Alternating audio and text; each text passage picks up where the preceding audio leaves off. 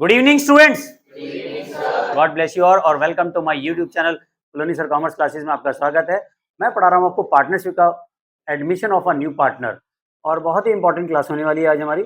और अगर first time channel पे आए तो प्लीज़ सब्सक्राइब करना ना भूलें। रात को 9 बजे मेरी एक वीडियो जरूर आती है और बिजनेस स्टडीज़ के कई सारे शॉर्ट्स भी आपको मिलते हैं देखने के लिए।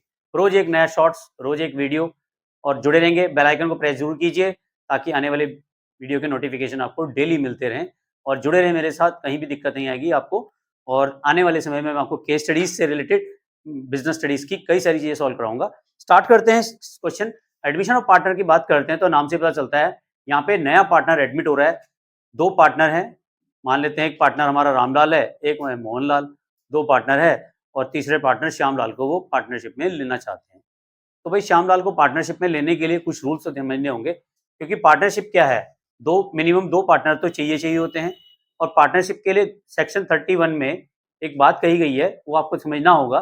कहता है according to section 31 of Indian Partnership Act a person can be admitted as a partner. एक पर्सन को आप एडमिट कर सकते हैं पार्टनर के रूप में if it is so agree in the partnership deed. अगर आपकी पार्टनरशिप डीड में है, पार्टनरशिप डीड मतलब आपने पार्टनरशिप डीड बना रखी है, तो पार्टनरशिप डीड में अगर सारे पार्टनर तैयार हैं या उस पार्टनरशिप डीड में आपने मेंशन किया है कि हम नया पार्टनर एडमिट कर सकते हैं, तब तो फिर नया पार्टनर हमारे फर्म में एडमिट हो जाएगा।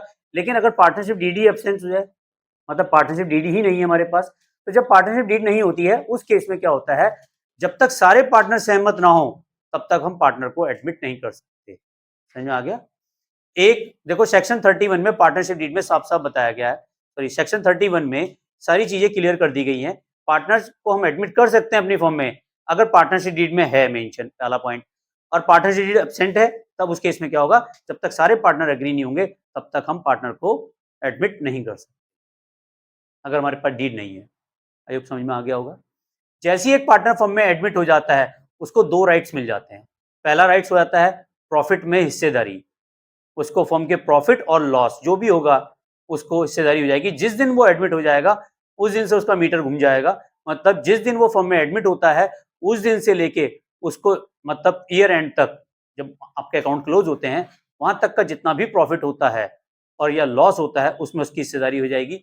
और दूसरा जो उसको राइट्स होता है फर्म की प्रॉपर्टीज में हिस्सा मिलना, फर्म की जितनी भी एसेट्स है उसमें उसका हिस्सा हो जाता है।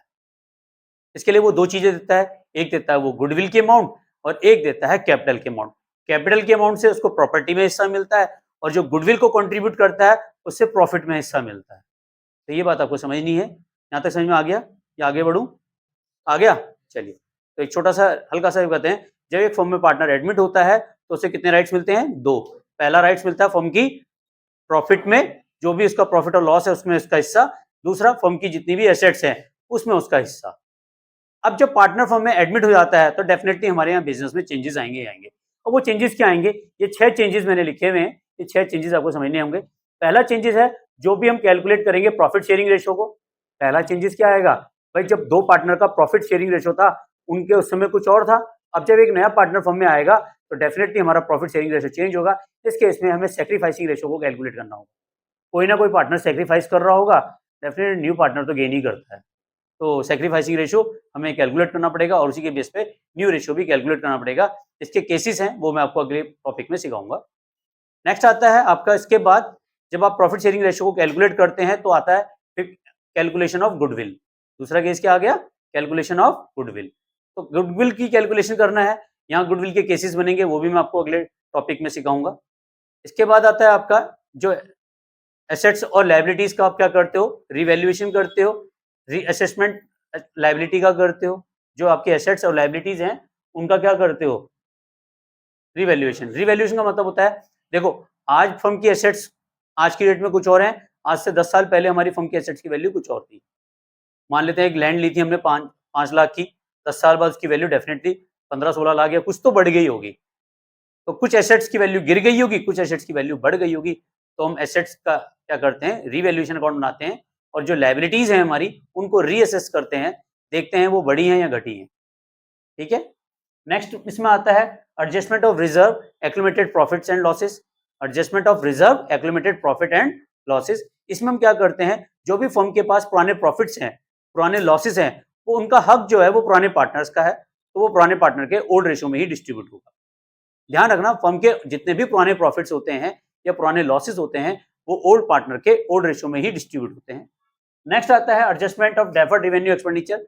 अगर हमारे बैलेंस शीट में डेफर्ड रेवेन्यू एक्सपेंडिचर है, जैसे debit balance of profit and loss account, अगर इस तरह के वर्ड कोई दिया हुआ है तो ये भी ओल्ड पार्टनर का लॉस है, ओल्ड पार्टनर के ओल्ड रेशियो में ही डिस्ट्रीब्यूट होगा। लास्ट आता है एडजस्टमेंट ऑफ कैपिटल।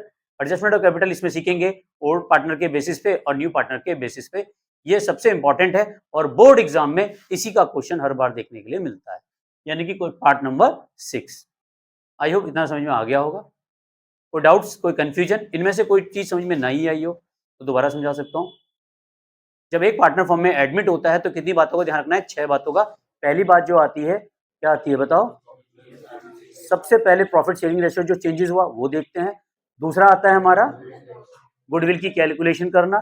तीसरा आता है हमारा रिवैल्यूएशन अकाउंट बनाना, रिवैल्यूएशन अकाउंट जिसमें रीअसेसमेंट ऑफ लायबिलिटीज और वो हम करते हैं। नेक्स्ट आता है हमारा जो भी हमारे एक्यूमुलेटेड प्रॉफिट्स और लॉसेस है इनको हम ओल्ड रेशियो में डिस्ट्रीब्यूट करते हैं। ये ध्यान रखना है, इसके आगे लिख देना ओल्ड रेशियो में। किस रेशियो में लिख देना? ओल्ड रेशियो में। ध्यान रखना जो भी पुराने प्रॉफिट हैं और पुराने लॉस हैं ये किस रेशियो में डिस्ट्रीब्यूट होंगे? ओल्ड रेशियो में डिस्ट्रीब्यूट होंगे। और लास्ट बहुत इंपॉर्टेंट है कैपिटल एडजस्टमेंट, जिसको हम क्लासेस का डिटेल्स में कराएंगे। और अगर ऑनलाइन व्यूअर्स हैं इस टाइम ये वीडियो देख रहे हैं और वीडियो अच्छी लगे तो प्लीज सब्सक्राइब और लाइक करना ना भूलें। और थैंक यू वेरी मच। मुझे इंस्टाग्राम पे भी फॉलो कर सकते हैं, बलोनी सर के नाम से ही हूँ। मिलते हैं नेक्स्ट वीडियो में। Love you all. वंदे मातरम। जय भारत।